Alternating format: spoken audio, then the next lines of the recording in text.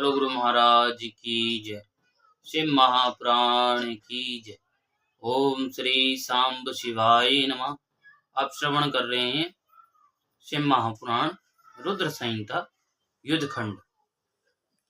तो सनत कुमार बोले, शिव जी को प्रसन्न देखकर उनकी कृपा के प्रभाव से भस्म होने से बचा हुआ मैं दानव अति प्रसन्न होकर वहां आया। उसने सदाशिव एवं अन्य देवताओं को भी प्रेम पूर्वक हाथ जोड़कर सिर झुकाकर प्रणाम किया और उसके बाद शिव जी को पुनः प्रणाम किया। तदंतर उठकर शिव जी की ओर देखकर भक्ति से पूर्ण मन वाला वह श्रेष्ठ मैं दानव प्रेम पूर्वक गदगद वाणी से उनकी स्तुति करने लगा। मैं बोला, हे देव देव, हे महादेव, हे भक्तवत्सल, हे शंकर, आप कल्पवृक्ष स्वरूप हैं तथा सभी पक्षों से रहित हैं। हे प्रकाश रूप, आपको नमस्कार है। हे विश्व रूप, आपको नमस्कार है।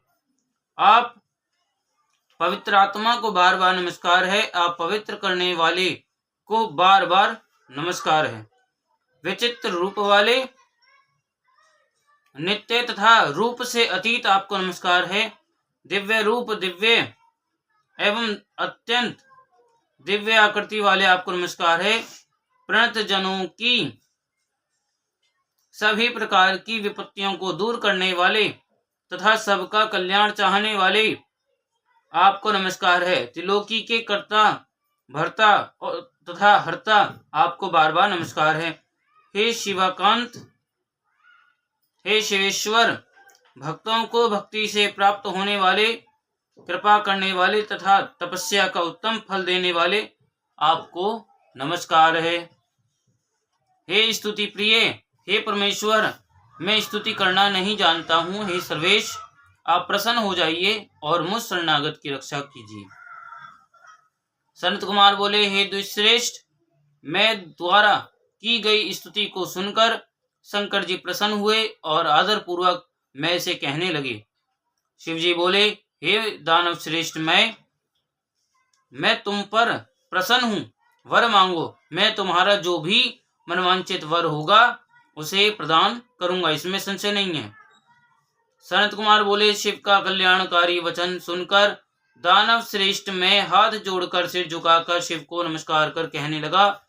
मैं बोला, हे देव देव, हे महादेव, यदि आप मुझ पर प्रसन्न हैं और यदि मैं वर पाने के योग्य हूँ तो मुझे अपनी शाश्वती भक्ति प्रदान कीजिए।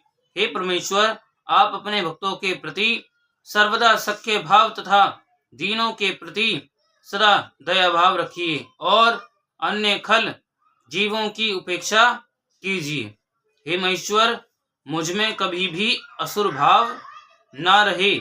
हे नाथ, मैं सदा निर्भय एवं आपके शुभ भजन में मगन रहूं। सनत कुमार बोले, इस प्रकार मैं दानव के प्रार्थना करने पर भक्तवत्सल महेश्वर परमेश्वर भगवान शंकर प्रसन्न होकर मैं से कहने लगे। महेश्वर बोले, हे दानव श्रेष्ठ, तुम धन्य हो, तुम मेरे विकार रहित भक्त हो। इस समय जो भी तुम्हारे अभिष्ट वर हैं उन सबको मैंने तुम्हें दे दिया। तुम मेरी आज्ञा से अपने परिवार सहित स्वर्लोक से भी मनोहर वितल लोक को जाओ और भक्ति युक्त तथा निर्भय होकर वहां रहो। मेरी आज्ञा से तुम्हारे चित्त में कभी भी असुर भाव उत्पन्न नहीं होगा। सनत कुमार बोले, हे व्यास, उसके बाद शिव जी की आज्ञा सिरोधार्य कर उनको तथा देवताओं को भी प्रणाम कर वह वितल लोक को चला गया और उसी बीच वे मुंडी भी वहां आ गए और ब्रह्मा विष्णु आदि उन सभी देवताओं को प्रणाम कर कहने लगे, हे देवताओं, हम लोग कहाँ जाएं तथा क्या करें? आपकी आज्ञा मानने वाले हम सभी को शीघ्रता से आज्ञा दीजिए। हे हरे, हे विधे, हे देवों, हम लोगों ने दुष्कर्म किया है जो कि शिव जी में भक्ति रखने वाले दानवों की शिव भक्ति को विनष्ट किया। इस पाप के फलस्वरूप करोड़ों कल्पों तक नरक में हम लोगों का वास होगा। शिव भक्तों का विरोध करने वाले हम लोगों का उद्धार निश्चित रूप से नहीं होगा, किंतु हम लोगों ने आप लोगों की इच्छा से ही यह दुष्कर्म किया है, अतः कृपा पूर्वक आप लोग उसकी शांति का मार्ग बताएं। हम आप लोगों के शरणागत हैं। सनत कुमार बोले, उनका वह वचन सुनकर विष्णु ब्रह्मादि देवता अपने आगे हाथ जोड़कर खड़े उन मुंडियों से कहने लगे। विष्णु आदि देवता बोले, हे मुंडियों, तुम लोग किसी प्रकार का भय मत करो। यह सारा उत्तम चरित्र शिव जी की आज्ञा से हुआ है। तुम लोगों को दुख देने वाली दुर्गति कदापि ना होगी, क्योंकि तुम लोग शिव जी के दास हो और देवताओं एवं ऋषियों के हितकारी हो। शंकर जी देवगणों एवं ऋषियों के हित करता हैं और देवताओं तथा ऋषियों का हित करने वाले लोग उन्हें प्रिय हैं। अतः देवताओं तथा ऋषियों का हित करने वाले मनुष्यों की कदापि दुर्गति नहीं होती। इसके विपरीत मत को स्वीकार करने वाले मनुष्यों की कलयुग में दुर्गति होगी। हम यह सत्य कहते हैं, इसमें संदेह नहीं है। मुंडियों, तुम लोग मेरी आज्ञा से धैर्य धारण कर गुप्त रूप से कलयुग के आने तक मरु स्थल में निवास करो। कलयुग के आने पर तुम लोग अपना मत स्थापित करना, क्योंकि कलयुग में लोग मुंह में पड़कर तुम लोगों का मत स्वीकार कर लेंगे। हे मुनीश्वर, उस सुरेश्वरों के द्वारा इस प्रकार की आज्ञा प्राप्त कर वे मुंडी उन्हें प्रणाम कर यथा निर्दिष्ट अपने आश्रम को चले गए। इसके अनंतर हे व्यास, त्रिपुर वासियों को भस्म करने के बाद कृतकृत्य हुए वे महायोगी भगवान रुद्र ब्रह्मा आदि के द्वारा पूजित हुए और इस प्रकार देवताओं का महान कार्य संपन्न कर वे प्रभु अपने गणों देवी पार्वती तथा पुत्रों सहित अंतर्ध्यान हो गए। तदंतर परिवार सहित महादेव शंकर के अंतर्ध्यान हो जाने पर धनुष बाण रथ आदि सहित समस्त सामग्री विलुप्त हो गई। इसके बाद ब्रह्मा विष्णु सभी देवता मुनि गंधर्व किन्नर नाग सर्प अप्सराएं तथा मनुष्य प्रसन्न हो गए और प्रसन्नता पूर्वक शिव जी का यशोगान करते हुए अपने अपने स्थानों को चले गए एवं अपने अपने स्थानों पर पहुंचकर परम शांति को प्राप्त हुए। हे वेद व्यास, इस प्रकार मैंने आपसे त्रिपुर के वध को सूचित करने वाले महालीला से परिपूर्ण तथा उत्कृष्ट संपूर्ण शिव चरित्र का वर्णन कर दिया, जो धन्य यश को फैलाने वाला, आयु की वृद्धि करने वाला, धन धान्य को बढ़ाने वाला, स्वर्ग तथा मोक्ष प्रदान करने वाला है। अब आप और क्या सुनना चाहते हैं? जो इस उत्तम वृतांत को सदा पढ़ता है तथा सुनता है, वह इस लोक में संपूर्ण सुखों को भोगकर अंत में मुक्ति प्राप्त करता है। तो व्यास जी बोले कि हे ब्रह्मन, हे भगवान, हे ब्रह्मपुत्र, मैंने सुना है कि पूर्व काल में प्रभु शंकर जी ने महादैत्य जलंधर का वध किया था। हे महाप्राज्ञ, आप शंकर जी के उस चरित्र को विस्तार पूर्वक कहिए। उनके पावन चरित्र को सुनता हुआ कौन तृप्त हो सकता है? सूत जी बोले, महामुनि व्यास जी के द्वारा इस प्रकार पूछे जाने पर बोलने में प्रवीण महामुनि सनत कुमार जी शांति पूर्वक अर्थ में वचन कहने लगे। सनत कुमार बोले, हे मुने, एक बार बृहस्पति एवं इंद्र परम भक्ति से युक्त हो शंकर जी का दर्शन करने के लिए कैलाश को गए थे। तब बृहस्पति तथा इंद्र के आगमन को जानकर अपने दर्शन के लिए तत्पर मन वाले उन दोनों के ज्ञान की परीक्षा लेने के लिए सिर पर जटाजूट बांधकर प्रसन्न मुख तथा दिगंबर होकर सज्जनों को सदगति देने वाले प्रभु शंकर उनका मार्ग रोक कर खड़े हो गए। उसके बाद आनंद पूर्वक जाते हुए इंद्र एवं बृहस्पति ने मार्ग में स्थित भयंकर अद्भुत आकार वाले महातेजस्वी सिर पर जटा जूट बांधे हुए शांत विशाल भुजाओं वाले चौड़े वक्ष स्थल वाले गौर वर्ण वाले तथा भयावह नेत्र वाले पुरुष को देखा।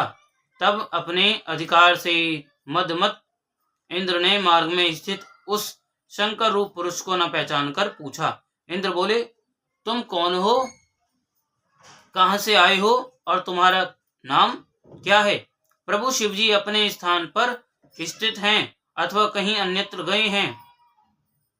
ठीक ठीक बताओ। संत कुमार बोले, इंद्र के द्वारा इस प्रकार पूछे गए उस तपस्वी ने कुछ नहीं कहा। तब इंद्र ने पुनः पूछा, किंतु वह दिगंबर कुछ नहीं बोला। तब लोकाधीश्वर इंद्र ने पुनः पूछा, किंतु लीला रूपधारी महायोगी प्रभु शंकर जी मौन ही रहे। इस प्रकार इंद्र के द्वारा बार बार पूछे गए वे दिगंबर भगवान शिव इंद्र के ज्ञान की परीक्षा लेने के लिए कुछ नहीं बोले।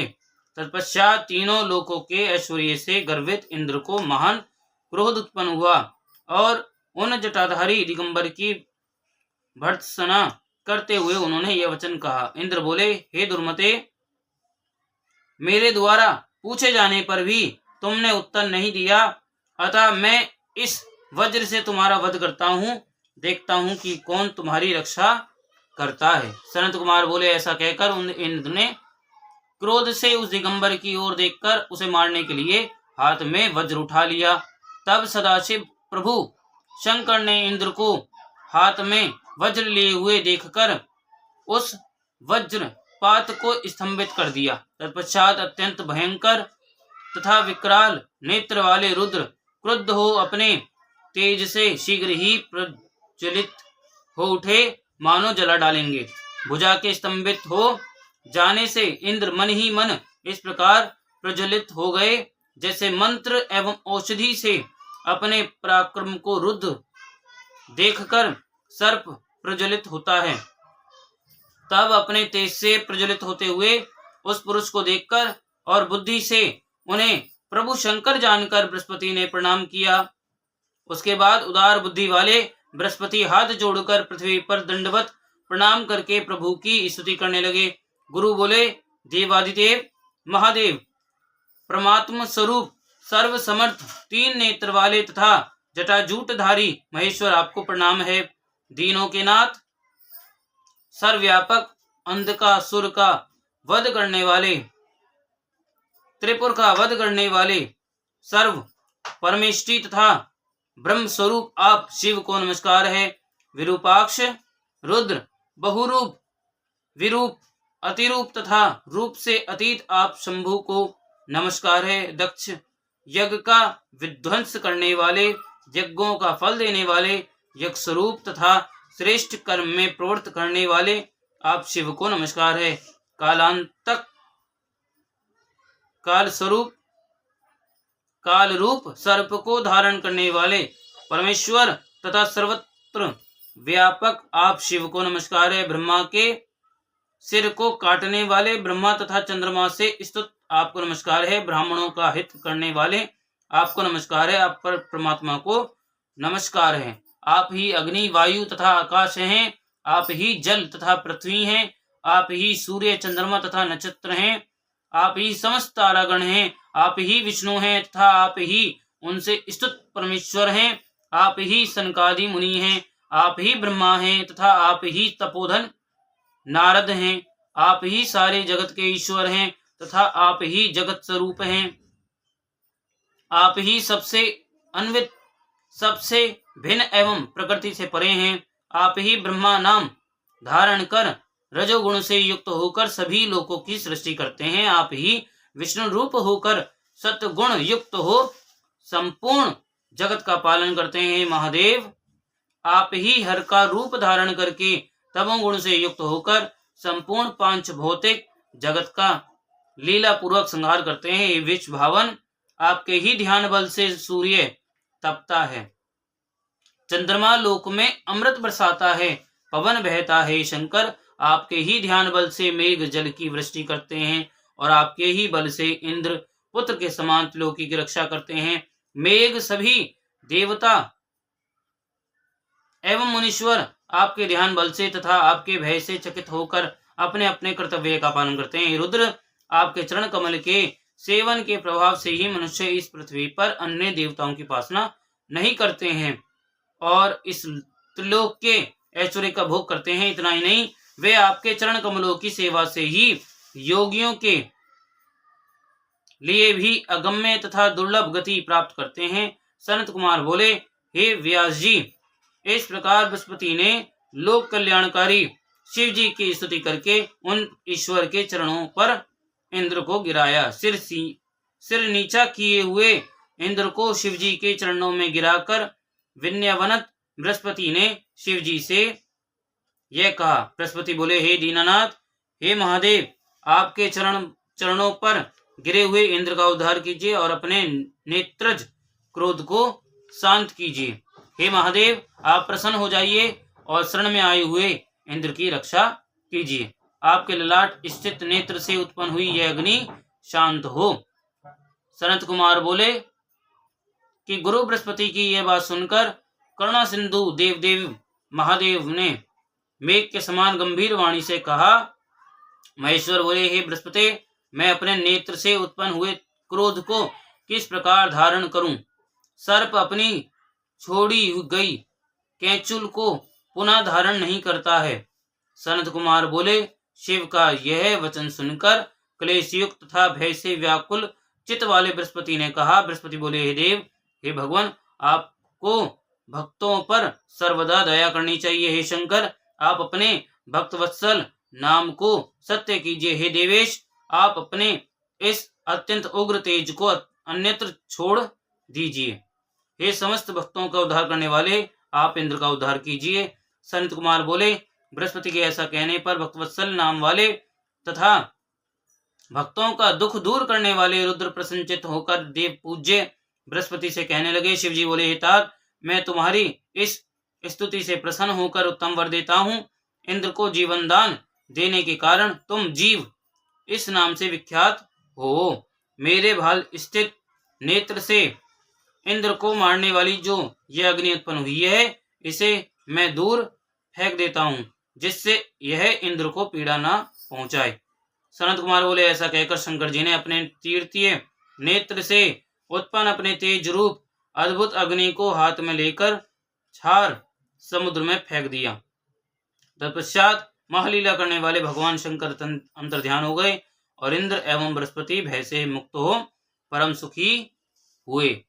इस प्रकार जिनके दर्शन के लिए इंद्र एवं बृहस्पति जा रहे थे, उनका दर्शन पाकर वे कृतार्थ हो गए और प्रसन्नता पूर्वक अपने स्थान को लौट गए।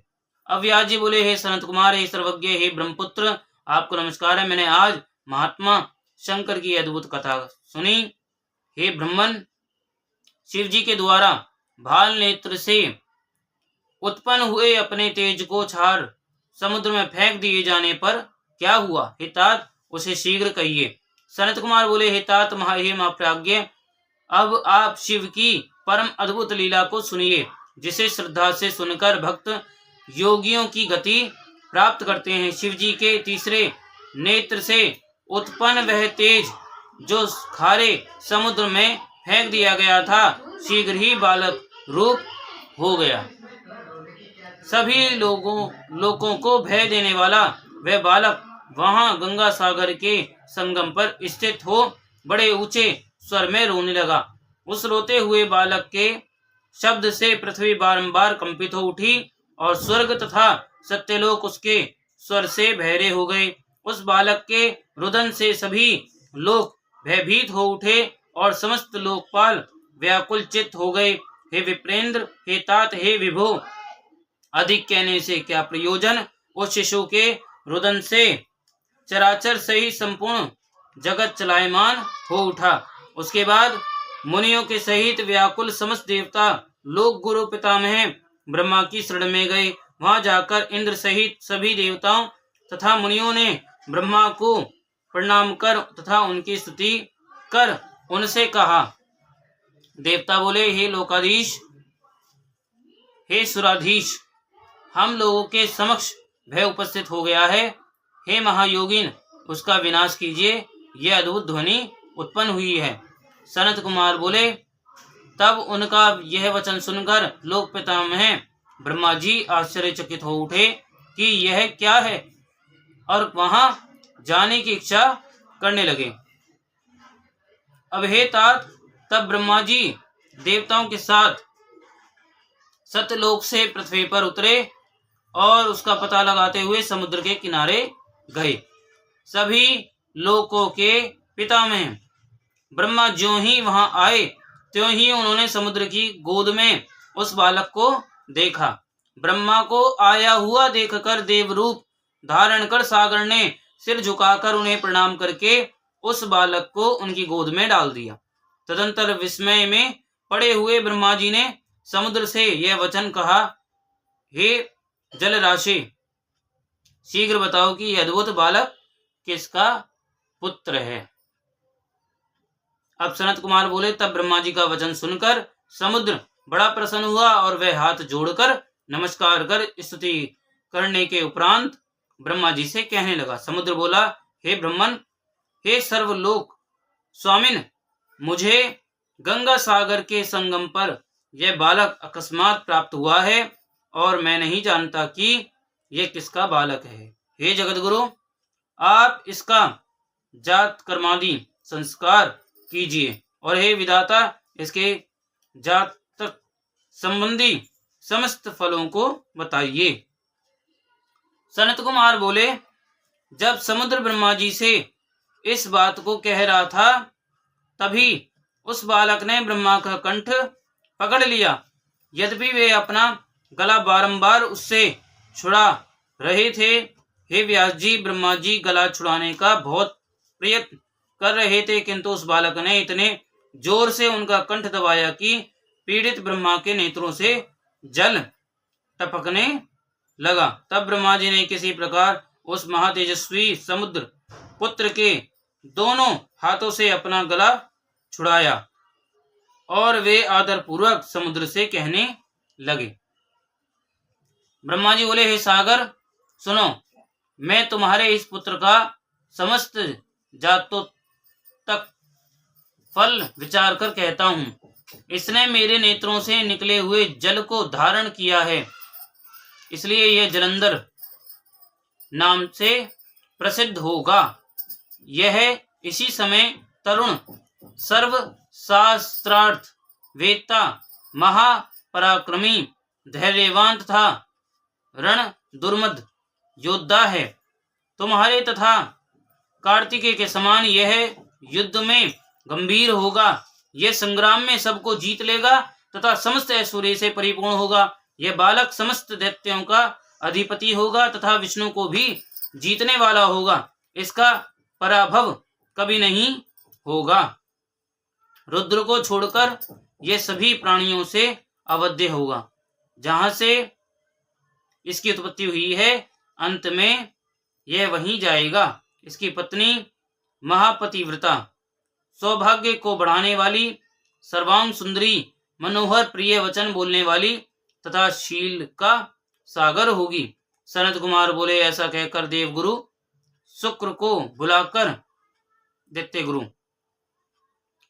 बुलाकर ब्रह्मा जी ने उस बालक को राज्य पर अभिषिक्त करवाया और समुद्र से आज्ञा लेकर वे अंतर्ध्यान हो गए। तदंतर उसके दर्शन से प्रफुल्लित नेत्र वाला समुद्र उस पुत्र को लेकर प्रसन्नता से अपने घर चला गया और प्रसन्नचित होकर अनेक उपायों द्वारा सर्वांग सुंदर, मनोहर, अत्यंत अद्भुत एवं परम तेजस्वी अपने पुत्र का पालन पोषण करने लगा। उसके बाद सागर ने महान असुर कालनेमी को बुलाकर उसकी वृंदा नामक पुत्री को उसकी भार्या के निमित्त मांगा।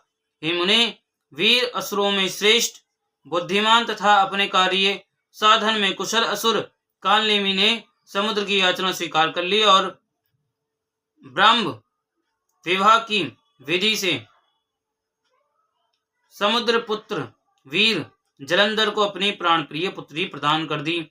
और उस समय उन दोनों के विवाह में महान उत्सव हुआ। हे मुने, समस्त नदियों एवं असुरों को सुख प्राप्त हुआ और स्त्री सहित पुत्र को देखकर समुद्र को भी अत्यधिक सुख की प्राप्ति हुई और उसने ब्राह्मणों तथा अन्य लोगों को यथाविधि दान दिया। तब पाताल में रहने वाले दैत्य जो देवताओं के द्वारा पहले जीत लिए गए थे, वे पृथ्वी पर चले गए और निडर होकर उसके आश्रय में रहने लगे। उस समय कालनेमी आदि वे असुर उस समुद्र पुत्र को कन्या देकर परम प्रसन्न हुए और देवताओं को जीतने के लिए उसके आश्रित हो गए। असुर वीरों में मुख्य वीर वह समुद्र पुत्र जितेंद्रिय जलंधर अति सुंदरी भार्या को प्राप्त कर शुक्राचार्य के प्रभाव से राज्य करने लगा। तो सनत कुमार बोले कि एक बार वृंदा का पति वह वीर तथा उदार बुद्धि वाला समुद्र पुत्र जलंधर अपनी पत्नी वृंदा एवं समस्त असुरों के साथ बैठा था। उसी समय अत्यंत प्रसन्न महातेजस्वी मूर्त स्वरूप तेज पुंज के समान भासित होते हुए शुक्राचार्य दसों दिशाओं को प्रकाशित करते हुए वहां आए। उन गुरु को आते हुए देखकर प्रसन्न मन वाले उन सभी असुरों तथा जलंधर ने भी शीघ्र आदर पूर्वक उन्हें प्रणाम किया। तब तेजोनिधि भार्गव उन्हें आशीर्वाद देकर रम्य आसन पर बैठ गए और वे असुरगण भी पूर्वत बैठ गए। उसके बाद स्थित तथा उत्तम शासन वाला वह वीर सिंधुपुत्र जलंधर प्रेम से अपनी सभा को देखकर प्रसन्न हुआ। वहां बैठे हुए सिरकटे राहु को देखकर उस दैत्यराज समुद्र पुत्र ने सीखता पूर्वक शुक्राचार्य से यह पूछा। जलंधर बोला, हे प्रभु, हे गुरु, राहु के सिर को किसने काटा है? हे गुरु, उस संपूर्ण वृत्तांत को मुझे ठीक ठीक बताइए। सनत कुमार बोले, समुद्र पुत्र जलंधर का यह वचन सुनकर भृगुपुत्र शुक्राचार्य शिव जी के चरण कमलों का स्मरण करके यथार्थ रूप में कहने लगे। शुक्र बोले, हे जलंधर, हे महावीर, हे असुरों के सहायक, तुम सुनो। मैं सारा वृत्तांत तुमसे यथार्थ रूप से कह रहा हूं। पूर्व समय में विरोचन का पुत्र तथा हिरण्यकश्यप का पर पौत्र वीर बलवान और धर्मात्मा बलि नामक दैत्य हुआ था। उससे पराजित हुए इंद्र सहित सभी देवता जो स्वार्थ साधन में अत्यंत निपुण थे, विष्णु की शरण में गए और उन्होंने अपना संपूर्ण वृत्तांत उनसे कहा। हे तात, तब छल कर्म में निपुण उन देवताओं ने उन विष्णु की आज्ञा से अपने कार्य सिद्धि हेतु असुरों के साथ संधि कर ली। इसके बाद विष्णु के सहायक उन सभी देवताओं ने अमृत के लिए असुरों के साथ आदर पूर्वक समुद्र मंथन किया। तत्पश्चात दैत्य शत्रु देवताओं ने समुद्र मंथन से उत्पन्न हुए रतन स्वयं हरण कर लिए और यत्न पूर्वक छल से अमृत ग्रहण कर लिया और उसका पान भी कर लिया। तदंतर अमृत पान से बलशाली हुए इंद्र सहित उन देवताओं ने विष्णु की सहायता से असुरों को पराजित कर दिया। इंद्र के सर्वदा पक्षपाती उन विष्णु ने देवताओं की सभा में अमृत पीते हुए राहु का शिरस छेदन कर दिया। सनत कुमार बोले, इस प्रकार शुक्राचार्य ने अमृत के लिए देवताओं द्वारा कराए गए समुद्र मंथन, राहु के शिरस छेदन, रत्नों के अपहरण, दैत्यों के पराभव और देवों द्वारा किए गए अमृतपान, इन सब का विस्तार पूर्वक वर्णन किया। तब अपने पिता समुद्र का मंथन सुनकर क्रोध के कारण रक्त नेत्रों वाला वह वीर महावीर तथा महाप्रतापी समुद्रपुत्र जलंधर कुपित हो उठा। उसके बाद उसने शीघ्र ही घसमर नामक अपने उत्तम दूत को बुलाकर उससे सारा वृतांत कहा, जिसे आत्मवान गुरु शुक्राचार्य ने बताया था। तत्पश्चात बहुत प्रकार से सम्मानित करके तथा अभय देकर अपने उस कुशल दूत को उसने प्रेम पूर्वक इंद्र के समीप भेजा। उस समुद्र पुत्र जलंधर का वह बुद्धिमान दूत घसमर बड़ी शीघ्रता से सभी देवगणों से युक्त स्वर्लोक को गया। वहां जाकर वह दूत शीघ्र ही सुधर्मा सभा में पहुंचकर बड़े अहंकार के साथ देवराज इंद्र से यह वचन कहने लगा। घसमर बोला, समुद्रपुत्र जलंधर सभी दैत्यों का अधिपति महाप्रतापी एवं महावीर है। तथा शुक्राचार्य उसके सहायक हैं।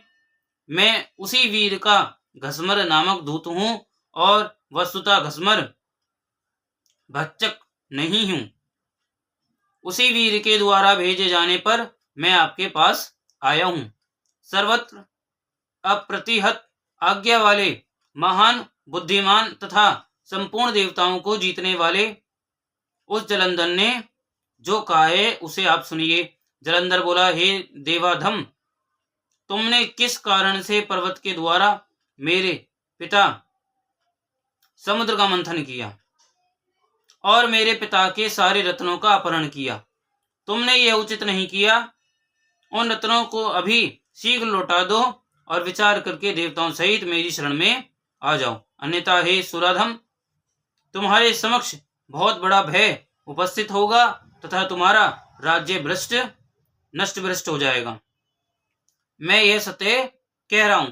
सनत कुमार बोले, दूत की यह बात सुनकर देवराज इंद्र विस्मित हो गए और वे भय तथा रोष से युक्त हो उसे याद करते हुए कहने लगे, हे दूत, मेरे भय से भागे हुए पर्वतों को तथा अन्य मेरे दानव शत्रुओं को पूर्व काल में उस समुद्र ने शरण दी थी, इसलिए मैंने उसके सारे रत्नों का अपहरण कर लिया है। मेरा द्रोही सुख से नहीं रह सकता है। मैं यह सत्य कह रहा हूं। पहले भी इसी सागर के शंख नामक मूर्ख पुत्र ने मुझसे विरोध किया था, इसलिए साधुओं ने उसे अपने साथ नहीं रखा। वह साधुओं का हिंसक और बड़ा पापी था। वह समुद्र में छिपा रहता था, अतः मेरे छोटे भाई विष्णु ने उसका संहार कर दिया। अतः हे दूत, तुम शीघ्र जाओ और उस समुद्र पुत्र से सागर मंथन का समस्त कारण ठीक ठीक कह दो। सनत कुमार बोले, इस प्रकार इंद्र के द्वारा विसर्जित किया गया वह महाबुद्धिमान दूत शीघ्र ही वहां पहुंचा जहां वीर जलंधर था। उस बुद्धिमान दूत ने इंद्र द्वारा कही गई सभी बातों को दैत्यराज जलंधर से कह दिया। इंद्र के वचन को सुनकर दैत्य के होस्ट क्रोध से फड़कने लगे और वह शीघ्र ही सभी देवताओं को जीतने की इच्छा से उद्योग करने लगा। उस दैत्येंद्र के उद्योग करते ही सभी दिशाओं से तथा पाताल से करोड़ करोड़ दैत्य आकर उपस्थित हो गए। तत्पश्चात वह महावीर तथा प्रतापशाली समुद्रपुत्र जलंधर शुंभ निशुंभ आदि करोड़ों सेनापतियों के साथ देवताओं पर विजय करने के लिए निकल पड़ा। इस प्रकार अपनी संपूर्ण सेनाओं को साथ लेकर वह जलंधर शीघ्र ही स्वर्ग में पहुंच गया। उसने शंख बजाया तथा सभी वीर चारों ओर से गरजने लगे। इंद्रलोक पहुंचकर उस दैत्य ने संपूर्ण सेना के साथ सिंहनाद करते हुए नंदन वन में डेरा डाल दिया।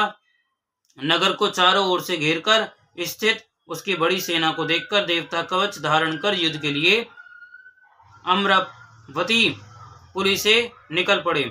इसके बाद देवों और दैत्यों की सेनाओं के बीच मूसल, परिघ, बाण, गदा, परशु एवं शक्तियों से युद्ध होने लगा। वे एक दूसरे की ओर दौड़ने लगे और एक दूसरे पर प्रहार करने लगे। थोड़ी ही देर में दोनों सेनाएं रुधिर से लथपथ हो गईं। हाथी, घोड़े, रथ तथा पैदल सेनाओं के गिरने तथा गिराने से सारी रणभूमि संध्याकालीन बादलों के समान प्रतीत होने लगी। शुक्राचार्य अमृत संजीवनी विद्या के द्वारा अभिमंत्रित जल बिंदुओं से युद्ध में मरे हुए दैत्यों को जिलाने लगे। अंगिरा बृहस्पति भी द्रोण पर्वत से बारंबार दिव्य औषधियों को लाकर उनके द्वारा युद्ध में देवताओं को जिलाने लगे। तब जलंधर ने देवताओं को पुनर्जीवित होते देखकर क्रोध में भरकर शुक्राचार्य से यह वचन कहा। जलंधर बोला, हे गुरु, मेरे द्वारा युद्ध में मारे गए देवता कैसे जीवित होते जा रहे हैं? मैंने तो सुन रखा है कि संजीवनी विद्या आपके अतिरिक्त और किसी के पास है ही नहीं।